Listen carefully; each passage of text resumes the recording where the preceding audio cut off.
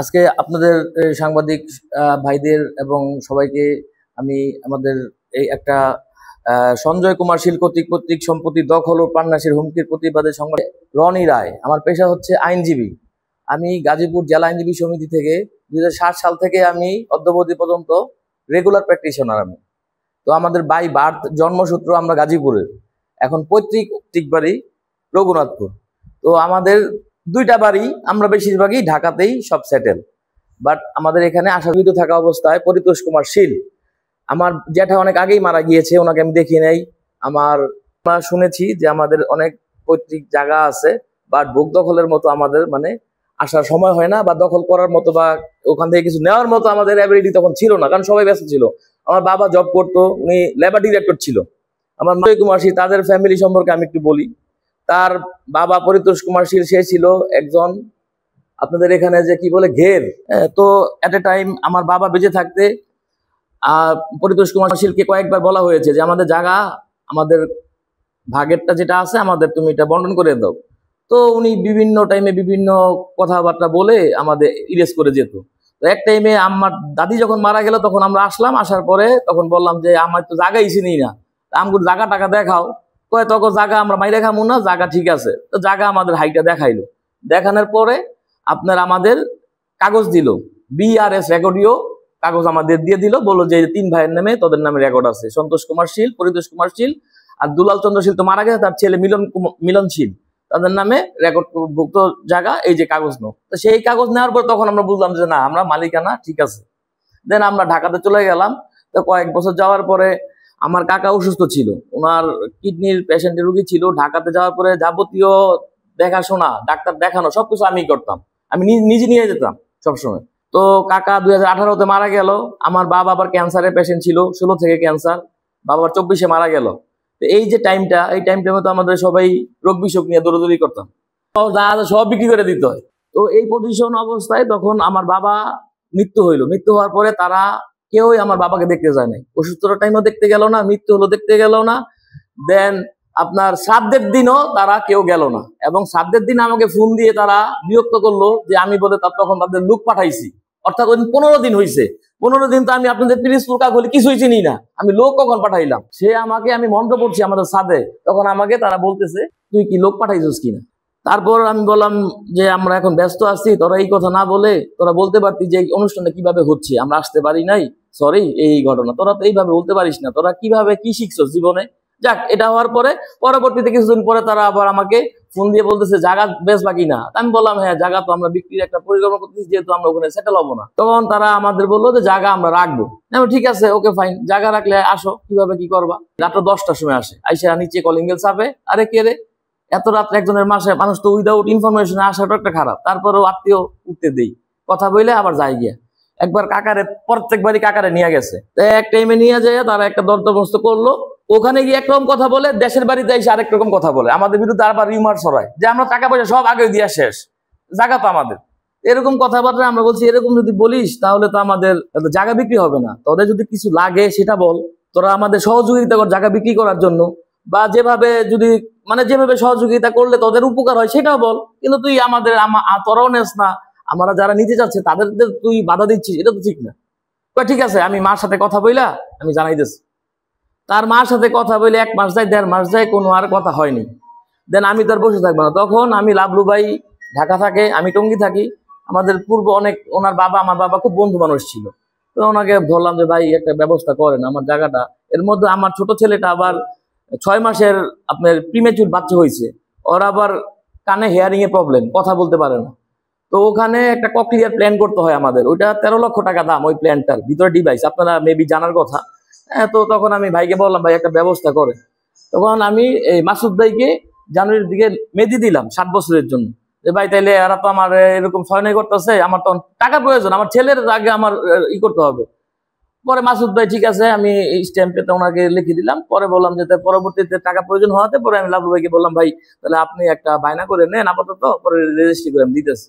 ভাইয়ের সাথে বায়না হইলো, ওনার সাথে মেদি হইলো। তো জায়গাটা আমার পজিশন তো দিতে হবে।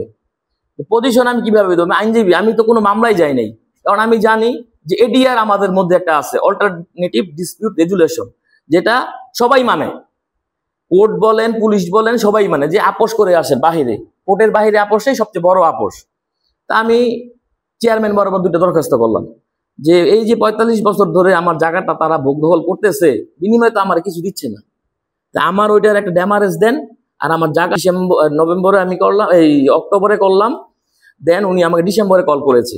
কল করার পরে বললো যে ডিসেম্বরের 21 তারিখে তাহলে বসি আমরা উভয় পক্ষ। পরে আমি বললাম যে আমাদের ব্যক্তিগত একটা অনুষ্ঠান আছে, আপনি জানুয়ারিতে ভালো হলে আমাদের জন্য বেস্ট হয়। পরে বললো ঠিক আছে, জানুয়ারি 4 তারিখে তাহলে আপনারা আসেন। পরে 4 তারিখে আমি, আমার মা, আমার বোন, তারপর আমার আবার শ্বশুর বাড়ি কাউখালী, আমার শ্বশুর আবার আপনার পিরোজপুর কোর্টের আইনজীবী স্বপন কুমার মজুমদার, পিরোজপুরের ভাই বস্ত্রালয়, ওটা আমার শ্বশুরের। তো সবাই ছিলাম আমরা, বিশাল আপনার আয়োজন। 1 নং সোনা রঘুনাথপুর ইউনিয়ন আমরা কখনো যাইনি, চেয়ারম্যান সাহেব সহ সবাই ছিল। সাবেক চেয়ারম্যান ছিল 20 বছর আগের মন্টু চেয়ারম্যান, বর্তমান। অভিযোগ হচ্ছে আমি চেয়ারম্যান সাহেবকে যখন এটার সাথে চেয়ারম্যান সাহেবের সাথে যখন আমরা 1 নং সোনা রঘুনাথপুর ইউনিয়ন বসলাম, একটা ফয়সালা হলো, আপনাদের এখানে অচলনামা আছে, অচলনামায় ফয়সালা ওই 2-3 ছেলে তারা স্বাক্ষর করলো, আমিও স্বাক্ষর করলাম। ডিসিশন হলো যে ফেব্রুয়ারি মাসের 22, 23, 24 এই 3 দিন আমার জায়গা মেপে বুঝাই দিবে 2025 সালে। আমরা ওই দিন আবার ঢাকা থেকে সবাই আসলাম। আসার পরে চেয়ারম্যান সাহেব সহ তাদের সবাই সহ আমরা মাঠে গেলাম, মাপযোগ করছি, মাপযোগ করে আমাদের জায়গা বুঝাই দিছে। দেন ওই আমার যে কাকি আছে আর কাকাতো ভাই, তারা এই নিজেরা হাত কেটে আমাদের সামনে দিয়ে গেছে, ভালো মানুষ। তারা রাস্তা আপনাদের নদীর ওই পারে গিয়ে তারা সবাইকে বলতেছে যে সংখ্যালঘু এই এরা চেয়ারম্যান সহ উচ্ছেদ করে দিছে জায়গার থেকে, বাড়ির থেকে সব জায়গা দখল করে নিয়ে দিতেছে, এরকম একটা রিউমার ছড়াইছে। তখন আমি বললাম তাহলে আমি কি, জায়গা আমার পৈতৃক জায়গা, রেকর্ডীয় মালিক, তোমরা যদি পাও আমরাও পাবো, তাহলে আমি সংখ্যালঘু না? তোমরা সংখ্যালঘু তো আমরাও সংখ্যালঘু, তাহলে এখানে আবার তারা কই থেকে আসলো? তাদের কাছে তো আমি মেদি হিসাবে দিয়েই দিয়েছি, আমার এভিডেন্স আছে, আমি নিজে স্টিল এখানে নাও দাঁড়ানো, চেয়ারম্যানের কথা শুনে আমি এখানে আমাদের আসা হয়েছে। তো এই কথা পড়ার বলে এই মহিলা আমাদের বিরুদ্ধে, আমি সহ এই ভাইদের বিরুদ্ধে প্রথমে একটা মামলা দিল, সিআর মামলা, যেটা আজকে আমরা জামিন চেয়ে আসলাম। আর আরেকটা দিছিল 107 এর মামলা, ফৌজদারি কার্যবিধির, ওইটা আগেই আমাদের নিষ্পত্তি হয়ে গেছে। তো এখন এই ছেলে বিভিন্নভাবে বিভিন্ন জনের কাছে আমাদের ফেসবুকে বিভিন্ন অপমানজনক এবং অসৌজন্যমূলক কথাবার্তা ছড়াই ছিটে দিতেছে, চেয়ারম্যান সহ সভাপতি, সেক্রেটারি, এই যে ওনাদের শুধু আপনার একটা কথাই হচ্ছে, সেটা হচ্ছে সংখ্যালঘু। তখন আমি একটা বড় একটা স্ট্যাটাস দিয়েছি, সংখ্যালঘু বলে কিছু নাই, আমরা তো সংখ্যালঘু।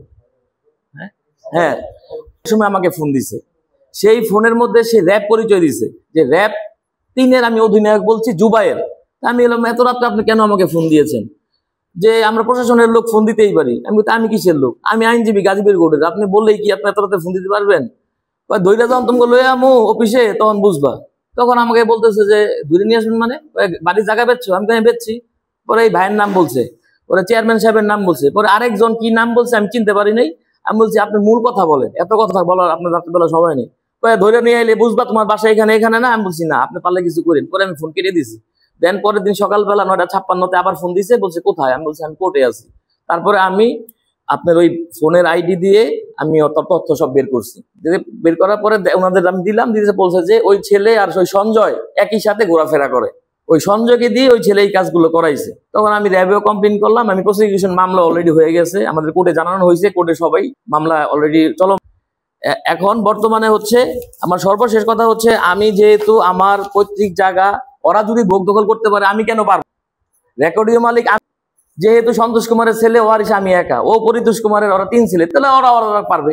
আর দুলালের ছেলে মৃত মিলন, সে তার মেয়ে আছে শুনেছি, তার সে করবে। তো এখন আমি কেন পারবো না? এটা হচ্ছে আপনাদের সবার কাছে আমার আজকের এই দাবি হচ্ছে, আমার জায়গা আমার পজিশন মতো আমার যেভাবে চেয়ারম্যান সাহেব বুঝাই দিয়েছে ওইটা ঠিক থাকবে, এবং আমি ওনাদেরকে, লাবলু ভাইকে এবং মাসুদ ভাইকে মেহেদি এবং বায়নাপত্র করে দিছি, এবং এটা আমি রেজিস্ট্রি করে দিব। এটাই আমার মূল দাবি। এবং সে আমার বিভিন্নভাবে ভয়ভীতি হুমকি দেখাচ্ছে আমার মাকে সহ।